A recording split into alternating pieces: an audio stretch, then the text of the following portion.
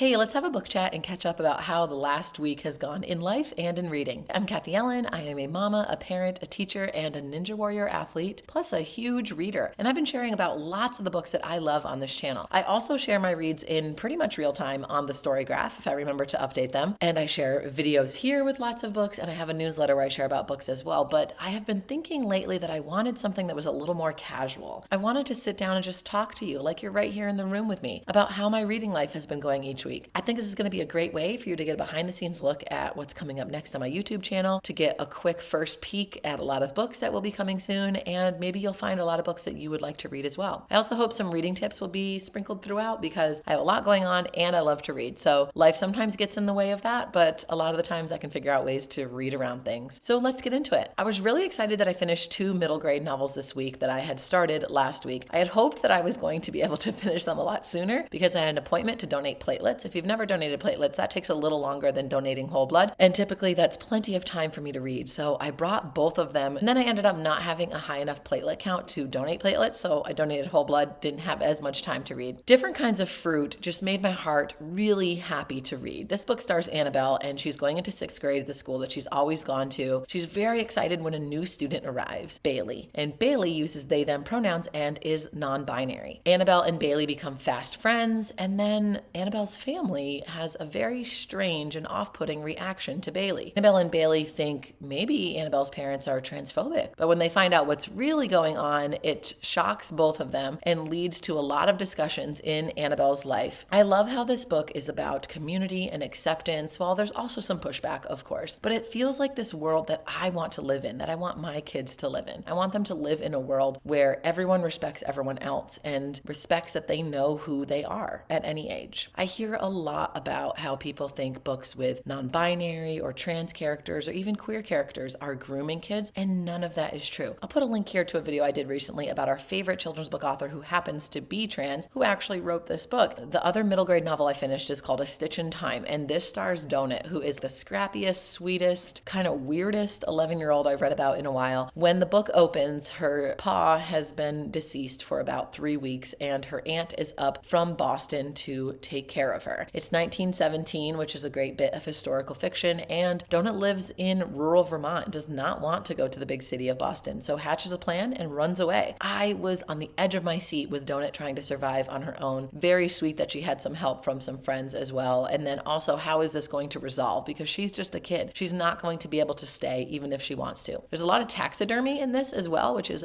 very interesting. The grief just winds its way throughout this book and makes it hard at points, but also makes it really hopeful at other points. I think any kid or adult would enjoy this book, and I particularly love that it's kind of weird. It's not like anything I've read in a while, which always makes me happy. I was hoping to get a lot of reading done this week because we headed up on my birthday actually to my dad's. He still lives in my hometown, and he's in the path of totality for the upcoming eclipse. I'm recording this and sharing this on Sunday, so the eclipse will be tomorrow. I had very high hopes because most of the time I'm not the one that drives when we go on these family trips. That's usually my husband, but he worked the night before. He came back a little early and got a couple hours of sleep, but not a lot. So he said, I'm not okay with driving. So I took over. We did some movies for the kids. I did a little bit of audiobook listening. I'll pop up the audiobook here. I'm not sure if I'm going to be able to finish it before I have to turn it back in because I got it through Hoopla, but I really like it. So I did not get as much reading as I wanted to in, and now that we are up here hanging out, I'm getting a little bit of reading in, but not as much. I feel a little silly with all the books that I brought, but I am hoping I get a lot of reading in when we get back. So let me take you through the books we brought. Oh, before I do that, I want to show you that I got this very cute bookmark at Bard's Alley. I stopped there to pick up a pre-order that I'll show you in a minute, and another little kid's book that I'll talk about when I show the pre-order. But I love these kind of bookmarks that go through the book, and I pulled this one nice and tight so the little frog just stays on the top, and every time my youngest sees it, she goes, oh, cute, cute, cute. I might have to get more because it's very enjoyable, and it's also a little fidget because I can like squeeze it or push on it when I'm reading if I need to keep my hands busy. Okay, let's get into all of the books that I brought. So remember, this is like a 10-hour trip. I like to have more books available to me than I ever could need. Let's start with ones that I haven't read or I'm starting a reread on. So I've got Stamped for Kids, Racism, Anti-Racism, and You. This is a book that actually came from a public school library, and I don't think that it was weeded. I think it was just donated, strangely. When I went to buy it at the Goodwill, there were a couple other books by Jason Reynolds from completely different schools in the same public school system, though, that were there. So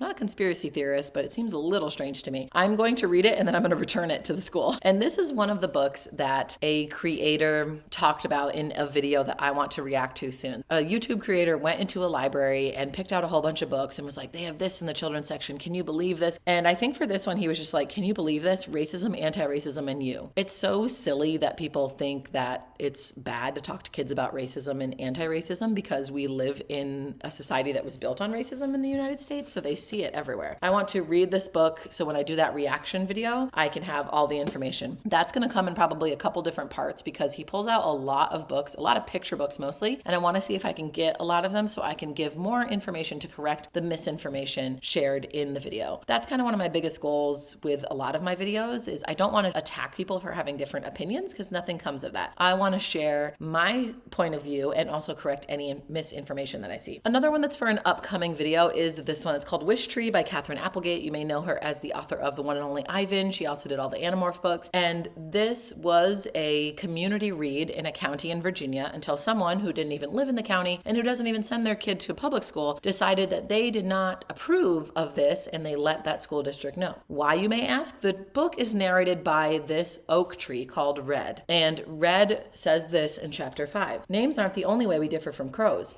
Some trees are male, some trees are female, and some, like me, are both. It's confusing, as is so often the case with nature. Call me she, call me he, anything will work. Then Red goes on to talk about that they are a tree where on the same plant you'll find separate male and female flowers. It says it is also evidence that trees have far more interesting lives than you sometimes give us credit for. So that little bit, it was just this little bit of this page and this little bit of the next page, was enough for someone to get very upset about. They thought it was indoctrination. They thought it was teaching their kids that they could choose whatever gender they wanted. And they ended up getting this book removed as the county-wide read. And remember, this person who complained isn't even in this county. Of course, that's ridiculous. I want to do a video on that, so I need to reread Wishtree to get ready. The really silly thing is that this is about being kind and inclusive because some kids are bullying a new kid to the neighborhood, and Red is the one who hears about all of that and kind of helps console the kid in their own way. Just very sad that misinformed people are keeping this book out of the hands of readers when it is true. Red is an oak tree, and the type of oak tree that they are has the male and female parts on it. It's a fact. Like, if you're upset about a fact, I don't know what to tell you. And I have the Sicilian Inheritance. This is a multi-generational mystery. It's got a family secret at its core. I heard about it because I follow Jo Piazza. She has done some really great podcasts that I like, and she talks a lot about trad wives, influencers, the mental load, and relationships. And I love all of that stuff. She was talking about how this book was coming out, and if you pre-ordered the book, you would get a lifetime paid subscription to her Substack newsletter. And I was like, yes, please. I picked this up at Bard's Alley, and the other book I'm going to pop up on the screen now that I had ordered and it came in is this board book about mail carriers because we love mail carriers and why not have a really cute board book. Now on to the books that I brought that I have actually started reading. So one of the things that I do, maybe I'm not alone in this, I don't know, is I start reading nonfiction books and I read a couple chapters and then I move on to another book. I have done this a lot and I'm trying to go back and finish the books that I actually want to finish. There are some that I don't want to finish and that's okay, I just donate them. But I brought a bunch on this trip that I wanted to finish. The one that I've read the most of is by Frank Turner, Try This at Home, Adventures in Songwriting. One of my great friends introduced me to him and we've gone to see him in concert a couple of times. I really resonate with a lot of his music and this is a really cool book where he pulls out a song at a time, gives you the lyrics, and then talks about how he came up with the song. And there's a lot of music stuff that I don't necessarily understand, like the chord progressions and the syncopation and stuff, but you don't need to. It's really fun. I think it'd be great if more artists did something like this because there are lots of fans out here who want to know the behind the scenes. And it's cool to also think about when I saw him in concert compared to when he wrote or shared some of these songs. So I'm doing pretty good in this one, about this far along. Here's the next one that I'm pretty far along in. It's called We'll All Be Free, How a Culture of White Supremacy Devalues Us and How We Can Reclaim Our True Worth. I heard this author at Scrawl Books talking about this book. It was an awesome presentation. She was a really great human and I'm really enjoying reading this. This feels like you're sitting down with someone and you're having a conversation about white supremacy, how it's hurting everyone, and it uncovers all of these things that we think, oh, that's just the American way. Well, it's the American way because our society is built on racism. So it helps you think about how you can get outside of these cultural norms that are actually really harmful. This one I'm pretty far in as well, and it's a graphic novel. I always like to bring a graphic novel along because I can read a little quicker, except this one I cannot read that quickly. This is a graphic novel about everything that's going on inside your head. So it breaks down the emotions, the hormones, and the different parts of your brain that lead to all of these things that you feel. I also love these question maps at the beginning of every chapter where it's kind of like a table of contents for that chapter and takes you through what's coming up and shows you how all the different topics are related. This is for ages 12 and up, and I think I am going to do a great video on it when I'm done with it because it is really enjoyable and I think will help a lot of kids. I've got Parent Like It Matters, How to Raise Joyful Change-Making Girls. I think I've made it through the introduction on this one, which also, I get the introductions only have the Roman numerals or whatever, but it makes me so mad because I read a whole bunch of pages and then I can't even put down that I read any pages because they're the Roman numerals. That's probably just me. Maybe I just need to get over that. I can track that I'm reading pages. I don't know. But I am really loving this one so far. And then Self-Reg, How to Help Your Child and You Break the Stress Cycle and Successfully Engage with Life. I started this a long time ago. I'm like right there when I stopped it. I'm going to start at the beginning though and reread it. And then I'll look at all the stuff that I underlined. I really liked how this got me thinking about emotions and figuring out how I can be kinder to myself, which will also help me be kinder to my children. In my hometown, of course, there is a bookstore. There's a couple bookstores, but I ended up going to the Cornerstone Bookshop. It's one that I remember from when I was a kid. It's a used bookstore and they have a really good selection of particularly young adult novels. Middle grade is getting there and some newer releases. Here's a nice postcard from them with some of their older books. And they have a basement that has all these books in it. It's very adventurous to go down there. So I saw The Starless Sea on the table right as we were getting ready to check out. I had a hardback copy of this when it first came out and never read it and ended up giving it away. But I saw it and I was like, I really want to get it. Plus, I already made a plan that I wanted to spend at least $100 in this store. We aren't up in my hometown that often, and I really like that these small businesses exist. I'll talk about another one in a minute that we supported. So I wanted to make sure that I could spend a good amount of money. It was kind of an impulse purchase, but I remember really liking the idea of the story and hearing really good things about it. Two that I found upstairs in the young adult section are Six Crimson Cranes and The Dragon's Promise. So I picked up The Dragon's Promise because it sounded really, really good. And then I saw, oh, there's this other one by the same author, Six Crimson Cranes. I'll grab that too, I guess. Well, good thing I did because this is the first book in the duology and this is the second one. I did not look closely at the characters on the cover or I would have been able to figure that out. I am reading Six Crimson Cranes right now and I'm really loving it. I'm not a huge high fantasy person, but this is not high fantasy. It has some dragons, it has some magic. It has some good family dynamics and how are they going to solve this mystery? Our main character cannot talk. Her brothers were turned into cranes and she's got to figure out how to defeat her evil stepmother. And then this is the part 2.